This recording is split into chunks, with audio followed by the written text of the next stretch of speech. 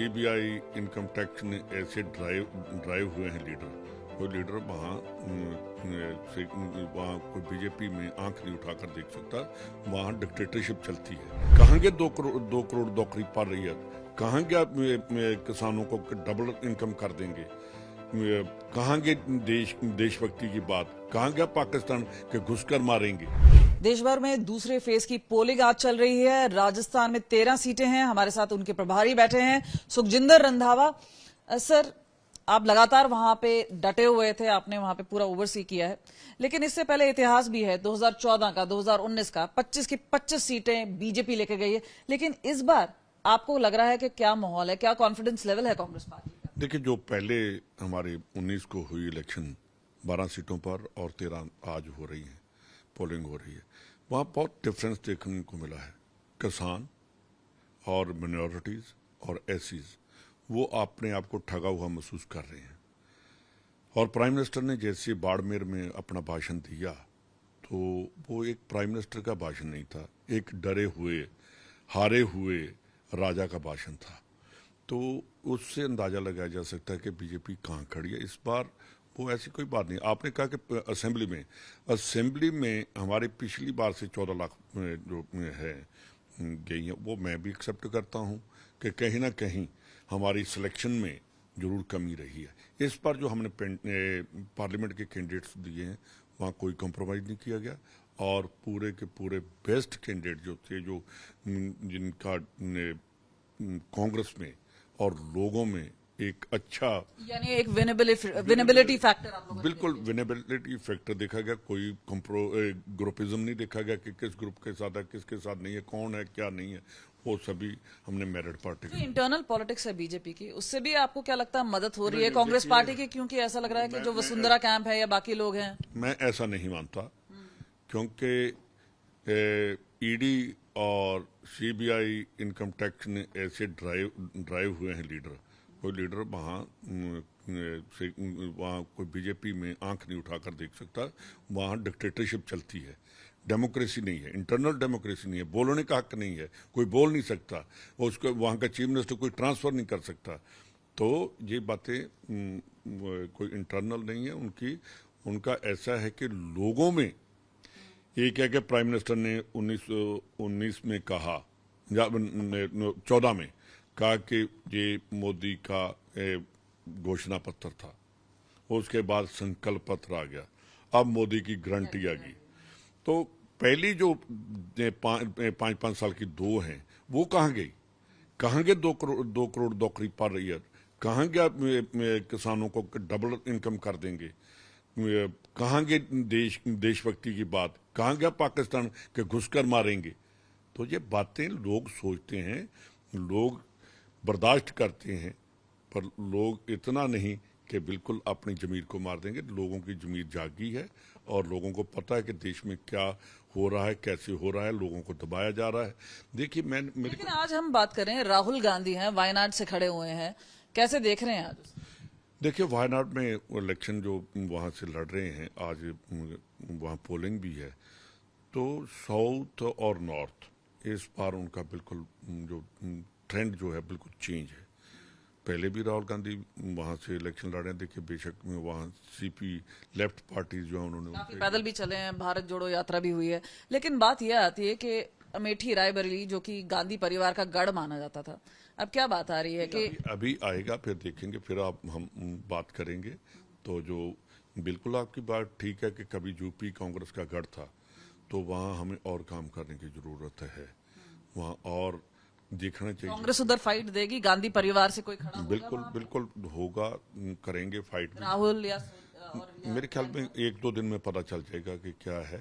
तो अगर वहाँ से प्रियंका गांधी और राहुल गांधी, और मेरे को मैं बड़ा हैरान हुआ कि जब मैं आगरा से भीलवाड़ा था हमारा धौलपुर, आगरा से धौलपुर आधे घंटे का है, वहाँ मैंने इनको रिसीव किया आगरा से, इतनी भीड़ थी वहाँ। तो लोग आते हैं, कांग्रेस को ये देखना कि इतने लोग हमें मिलने के लिए आते हैं, हम उनको इन कैश क्यों नहीं कर पाते, ये कांग्रेस को एनालिसिस कर। हाल ही में जो विधानसभा चुनाव हुए हैं वहां पे तो ये बात तय हो गई है कि जो हिंदी हार्टलैंड है, हिंदी बेल्ट है खास तौर पे, वहां पर बीजेपी की बहुत पकड़ है।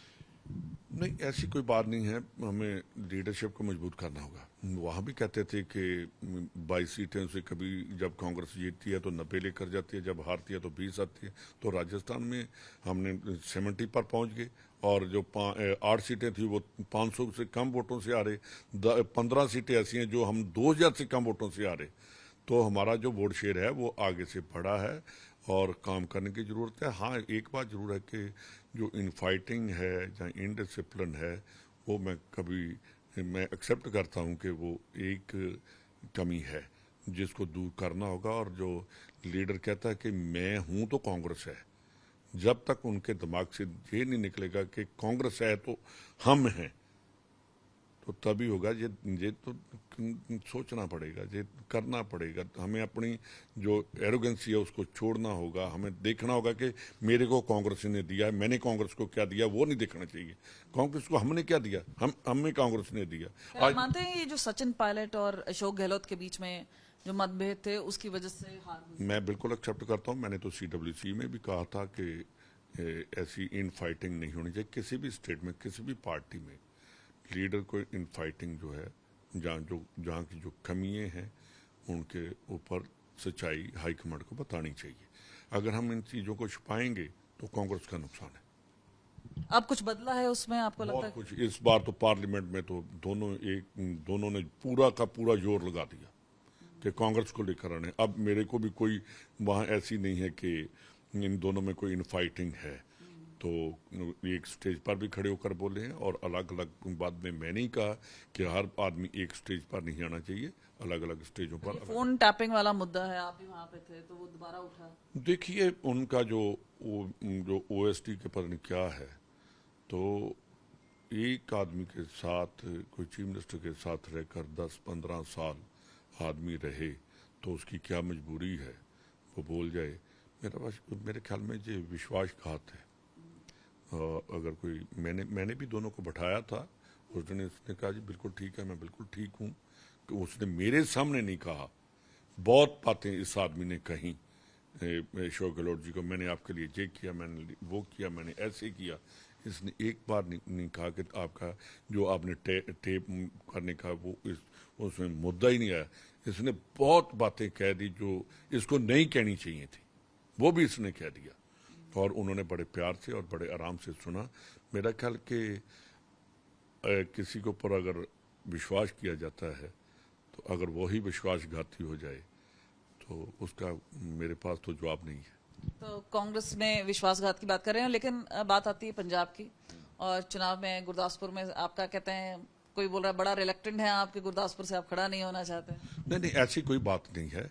इन्होंने कहा था कि यूथ भी आना चाहिए। अभी मेरी 65, अभी मैं 67 में एंटर किया हूँ। तो मेरा ऐसा है कि हमें यूथ को आगे लेकर आना चाहिए।